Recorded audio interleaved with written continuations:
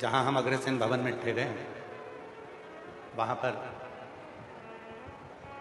इस व्यासपीठ से हमने कहा था कि जितने भी यूट्यूबर हैं, सोशल मीडिया है, प्रिंट मीडिया है, पत्रकार बंधु हैं, न्यूज़ चैनल हैं, सबसे मिलेंगे, सबका आभार व्यक्त करेंगे, मिले। छत्तीस कौम के भी जो सदस्य आए उनसे भी मिलना होगा, क्योंकि 2 दिन हम मिलते हैं, 5वां दिन छठा। उसमें से एक पत्रकार बंधु ने बड़ा सुंदर प्रश्न किया कि श्री शिवाय नमस्तुभ्यम, ये मंत्र आज के समय में लोगों का कल्याण कर रहा है, इस मंत्र की प्रबलता क्यों? हमने कल भी कहा मीडिया के सामने और आज फिर कहते हैं, इस मंत्र को श्री वेद व्यास जी ने शिव महापुराण के अंदर विद्धेश्वर संहिता में लिखा, पर कली काल के लोगों ने शिव महापुराण को कपड़े में लपेटकर, कपड़े में मखमल के वस्त्र में बांधकर उन्होंने शिव पुराण को रख दिया था। वो शिव पुराण लोगों के हृदय में, उनकी चित्त में इतनी जल्दी बैठ नहीं पाए। पर उस शिव पुराण को जब से शिव भक्तों ने सुनना प्रारंभ करा और उनके चित्त में विद्धेश्वर संहिता का ये श्री शिवाय नमस्तुभ्यम मंत्र आया और उन्होंने गीता प्रेस गोरखपुर की शिव पुराण को पढ़ा, सुना, उनके बाद में उनके मन में आया कि एक मंत्र पृथ्वी पर ऐसा भी है, श्री शिवाय नमस्तुभ्यम, जिसको अगर नहीं भी जपे और कोई जप कर निकल रहा है तो उसके मुख का दर्शन कर कर भी व्यक्ति अपने जीवन को सार्थक कर लेगा।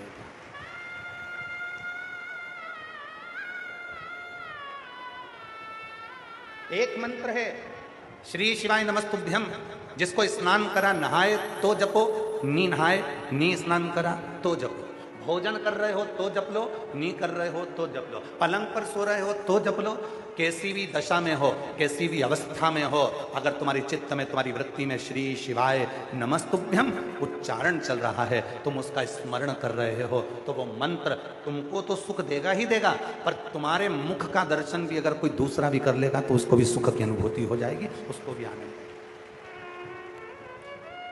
ये वो मंत्र है,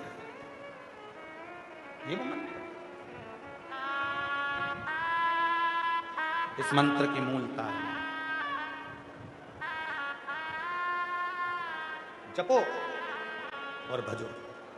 कितना अंतर है मंत्र में, जरा देखिए एक पत्र के माध्यम, जरा पत्र को पढ़िएगा, बड़ा सुंदर पत्र है कि श्री शिवाय नमस्तुभ्यम बोलना और शिव महापुराण की कथा के पंडाल में बैठकर कथा को सुनना, शिव को अपने मन की बात कहना, कितना उसका असर होता है, जरा देखिए।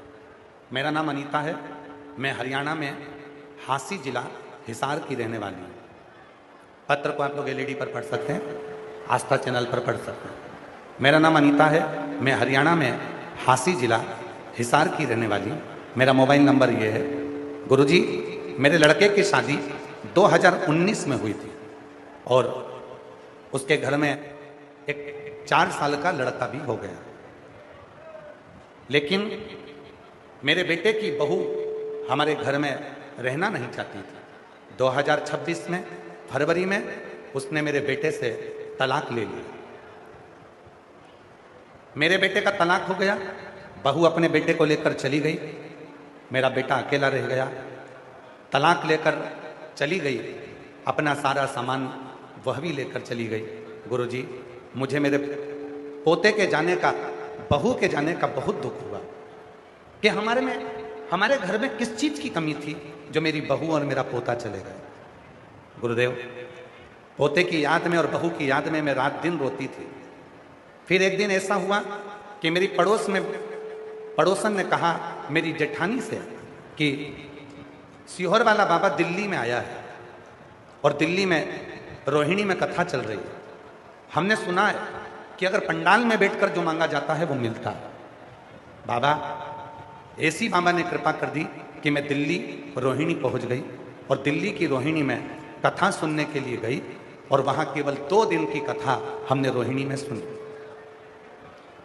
गुरुजी, दिल्ली में कथा केवल 2 दिन की कथा पंडाल में बैठकर सुनी और बाबा से प्रार्थना की कि मेरा पोता घर वापस आ जाए, मेरी बहू वापस आ जाए।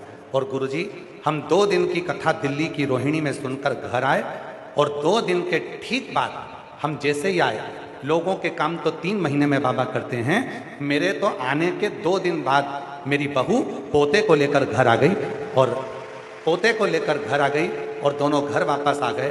आकर मेरी बहू ने मुझे बोला कि मम्मी जी मुझसे गलती हो गई थी, अब मुझे क्षमा करो और हम दोनों, हमारा जो तलाक हुआ है उसको कैंसिल करो और हम दोनों आपके साथ में रहना चाहते हैं। और अब मेरे बाबा की कृपा से मेरी बहू, मेरा पोता और मेरा बेटा सब साथ में रहते हैं।